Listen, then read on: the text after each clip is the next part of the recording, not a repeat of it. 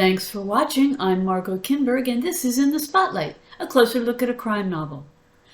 Some authors have particular kinds of backgrounds and experience that they bring to their writing.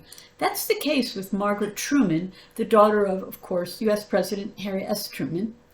She was very familiar with Washington, and her mystery series, her crime fiction series, really reflects that.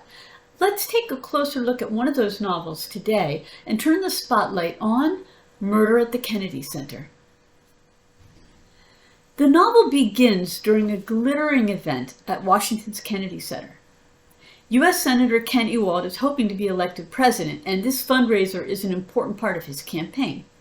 The evening gets underway and everything seems to be going well, but later that night, Georgetown University law professor Mackenzie Mack Smith, who is a friend of Ewald's, is walking his dog near the Kennedy Center when he finds the body of a young woman who's been shot. He immediately alerts the police, who begin an investigation. The dead woman turns out to be Andrea Feldman, a campaign staffer for the senator. The gun used to shoot her belongs to Ken Ewald, so he becomes an immediate person of interest. But he's not the only suspect. Then it's discovered that his son Paul was having an affair with the victim and could have had a motive. In fact, the police settle on Paul as the most likely suspect. Either way, Ewald's campaign is over unless it can be shown that neither he nor his son had anything to do with the murder. He asks for help from Smith, who's willing to oblige. Smith supports Ewald's political position and doesn't want to see his campaign derailed. Besides, they're friends, and he doesn't think Ewald or his son is guilty. So he starts asking questions and preparing to defend Ewald if that becomes necessary. It doesn't take long for Smith to learn that the Ewalds are not the only ones who might have had a motive. There are powerful people, including Ewald's opponent, who don't want Ewald to become president. And those people have allies who have a lot to lose if Ewald wins. And there's the victim's private life. She had her own secrets, and some of them could have gotten her killed.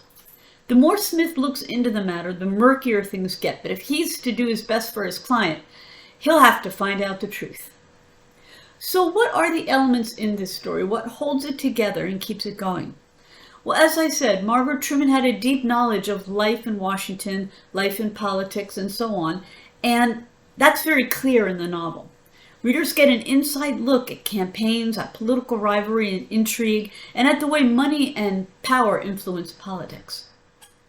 Readers also get to see how things get done in Washington. It's not always through the usual channels. As you can imagine, the Washington setting and the Washington culture are also important in the novel. It's a storied place, and Truman places the reader there very distinctively. The mystery itself, who killed Andrea Feldman and why, is the focus of the novel, and Smith uses his particular perspective as an attorney as he talks to people, finds out what the evidence is, and makes sense of the case. He isn't the police, and so he doesn't have the police access to evidence and so on, but he finds ways to get to the truth. The story is told from different points of view, third person, past tense. So we get to know several of the characters, including Smith. He's a respected university professor and attorney who brings his knowledge of law, as I said, to the political scene. His partner, Annabelle Reed, owns an art gallery. He's not perfect, but he is functional and knows his business. Readers who dislike dysfunctional sleuths who can't stay sober or maintain a relationship will be pleased. Murder at the Kennedy Center is a whodunit set against a background of Washington power and politics. It features a prominent family embroiled in a murder case, and the attorney is trying to do his best to get to the truth. This has been In the Spotlight. I'm Margot Kimberg. Thanks for watching.